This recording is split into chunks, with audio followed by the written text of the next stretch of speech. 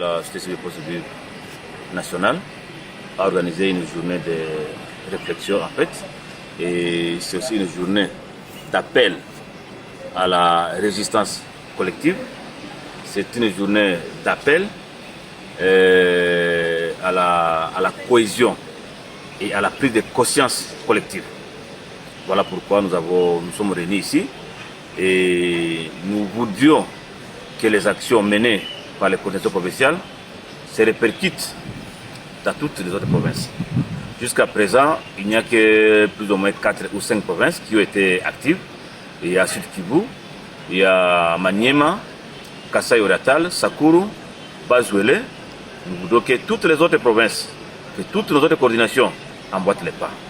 Et Kinshasa ne devait pas rester à marge.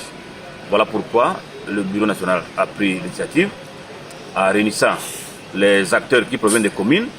Donc désormais, nous mettons les points focaux des forces vives dans les 24 communes de la ville de Kinshasa.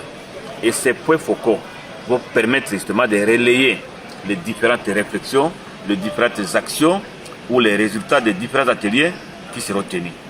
Et ces actions doivent être menées en collaboration avec les autorités politico-administratives.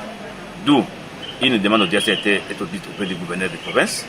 Et nous voudrions que nos points focaux aussi entrent immédiatement, si pas automatiquement, en contact avec leurs bourgmestres respectifs.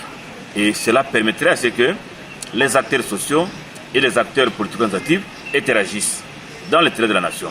Et aussi, nous avons discuté longuement et largement autour du pacte pour la paix et le bien vivre ensemble en RDC et en région de Grand Lac, initié par la Senco SCC et que finalement le chef de l'État a approuvé.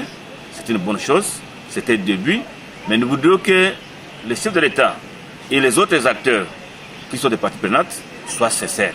Parce que dans la guerre qu'on vit aujourd'hui, les victimes, si pas les vraies victimes, ne sont pas les dirigeants, ça il faut le dire comme ça, ne sont pas les dirigeants, les vraies victimes sont les populations qui meurent, les populations qui fuient, qui n'ont pas où dormir.